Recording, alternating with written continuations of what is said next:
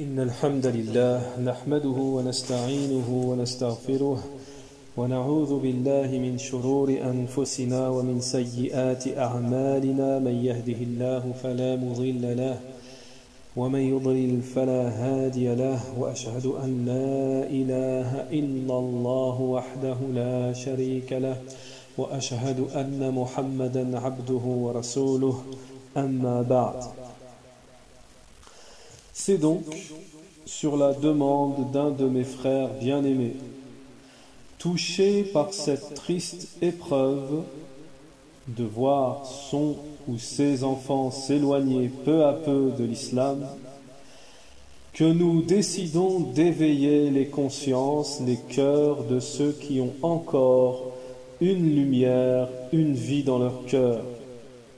Cette calamité nous touche tous, même ceux qui n'ont pas d'enfants, car celui qui n'est pas parent, il est forcément enfant. Combien parmi nous sont concernés par ce qui cause une énorme tristesse pour les parents?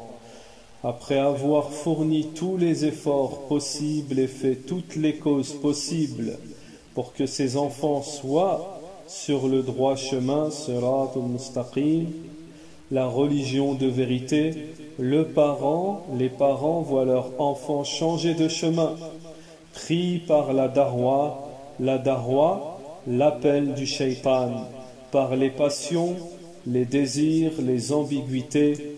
Il voit son enfant petit à petit pris dans le filet du diable, alors que depuis le jour de sa naissance, et pour certains même avant leur naissance, ils ont fait toutes les causes pour qu'ils soient musulmans, partisans du tawhid, adeptes de la sunna, jusqu'au jour où tout bascule. L'enfant devient responsable, pubère, adolescent, autonome. Il commence à avoir accès au monde dangereux, au monde de l'égarement, des passions, des désirs, des péchés et de la désobéissance. Ce monde dont ses parents jusqu'ici l'ont préservé par tous les moyens possibles. École musulmane, mosquée, apprentissage de la religion et même pour certains la hijra, l'émigration en terre d'islam. Mais dès que l'enfant fut confronté au monde diabolisé dont ses parents le préservaient depuis tout jeune, l'accès à ce monde diabolique via les réseaux sociaux et autres, alors c'est la bascule. Ce que répugne amèrement tout parent sur la droiture, ce qui déchire le cœur des parents, une déchirure, une blessure qui fait extrêmement mal, le cœur qui saigne, et l'enfant tellement pris dans le filet du diable, banni, le shaitan, qu'il ne se rend même pas compte, dans un laxisme total, qui ne se rend même pas compte qu'il a brisé le cœur de ses parents. Une peine indescriptible.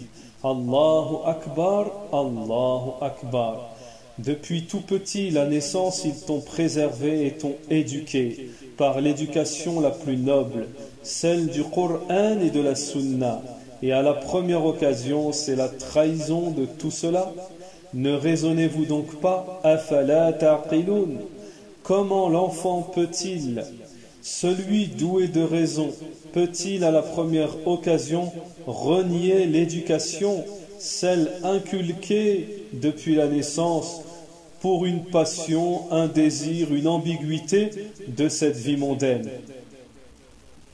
Cette vie mondaine qui n'a aucune valeur pour Allah, car si cette dunya avait une valeur pour Allah Ta'ala, il n'aurait même pas donné une goutte d'eau pour les mécréants, comme cela est mentionné dans les textes. Et également, le messager d'Allah alayhi salatu wassalam a dit: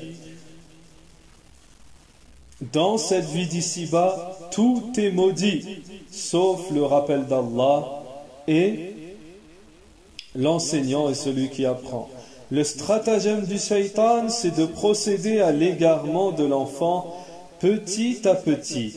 Ça commence par la régression dans l'habillement, jusqu'à ne plus avoir de vêtements légiférés pour le garçon et plus être couverte pour la fille. Puis également via les réseaux sociaux et les fréquentations, les filles se mettent à se maquiller car c'est un fléau de masse et les gens suivent la masse, sauf ceux à qui Allah a fait miséricorde. Ensuite, c'est le parfum et les habits, plus à la mode que légiférer. Ensuite, on n'a plus le temps pour prier, pour invoquer, pour adorer Allah Ta'ala. Et cela devient viral. Ça y est, le shaitan nous a eu. Il a pris nos enfants. Imaginez la peine que vous causez à vos parents. Une peine immense et cela n'est pas terminé. Ensuite, c'est la mixité, autre fléau de masse qui contamine même des gens soi-disant suivant la sunna. Donc ce fléau, la mixité partout dans les réseaux sociaux, etc. Et comment cela finit? Nos enfants veulent partir avec ou fréquenter un non-musulman. Un non-musulman. Nos enfants veulent partir avec ou fréquenter un non-musulman. Au cœur brisé, déjà brisé, à la peine déjà énorme, il n'y a plus de place dans le cœur pour tout cela. L'enfant rajoute une plus grosse peine et bien plus encore la honte, l'honneur bafoué de la famille vécue comme une trahison. Mais malgré tout cela, l'enfant pris dans le filet du diable ne se rend même pas compte de l'immense gravité de la chose, de son égarement. Récapitulons et vous verrez dans quel jugement légiféré le shaitan a fait tomber nos enfants. Il les a fait tomber dans la désobéissance à Allah et son messager. Il les a fait tomber dans la désobéissance et le désaveu des parents. Et on sait que si ta mère ne t'agrée pas, alors ce sera dur pour aller au paradis. Il les a fait tomber dans la perversité, le fusqa. Et pour beaucoup, il les a fait tomber dans la mécréance puisqu'ils ne prient plus et ne voient pas l'intérêt, l'obligation de prier.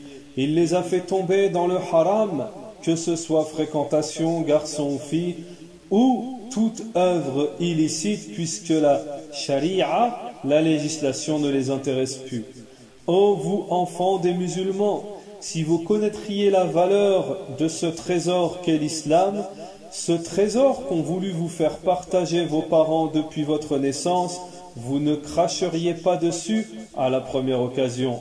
Puis si vous connaîtriez la valeur des parents dans l'islam comme il est mentionné dans les textes, que la seule manière d'essayer de rendre le bien aux parents qu'ils t'ont fait quand tu étais petit, etc., c'est de t'occuper d'eux quand ils sont vieux. Et toi, ô enfant de musulmans, quand ils sont vieux, tu leur fais du mal, tu les trahis, tu leur désobéis, tu les rends tristes, tu leur brises le cœur. À titre d'exemple, lorsque les compagnons ont émigré à Médine, il y avait un compagnon dont les parents étaient tristes et pleuraient. Le prophète, alayhi salatu wassalam, lui ordonna de retourner vers ses parents et de les faire rire comme il les avait fait pleurer. Allahu Akbar. Afala ta'qiloun. Ne raisonnez-vous donc pas? Ne raisonnez-vous donc pas? Avez-vous perdu la raison? Vous échangez la vie d'ici-bas contre celle de l'au-delà. Allahu Akbar. Pour nous les parents, tant qu'il n'est pas trop tard, il faut invoquer Allah au 3e tiers de la nuit, en lui demandant qu'il guide nos enfants et nous pardonne nos péchés.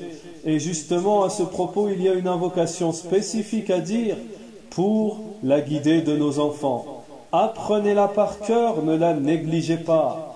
Allah exauce l'invocation de son serviteur. Allah Ta'ala nous dit, invoquez-moi et je vous exaucerai. Ad'ouni astajib lakum. Voici cette invocation. Allahumma ij'alni min muqim as-salat wa min dhurriyyati rabbana wa taqabbal du'a'i rabbi ighfir li wa li walidayya wa lil mu'minin yawma yaqum al-hisab wa lil mu'minin yawma yaqum al-hisab. Et sachons, ô parents, que la guidée est de 2 catégories. La guidée Hidayatul Irshad, qui est la guidée d'orientation. On oriente, on éclaircit le chemin, l'islam, la vérité. Mais la deuxième catégorie, hidayatut tawfiq, la guidée de la réussite, la guidée du cœur n'appartient qu'à Allah seul. Nous faisons les causes, mais Allah Ta'ala est le seul guide absolu.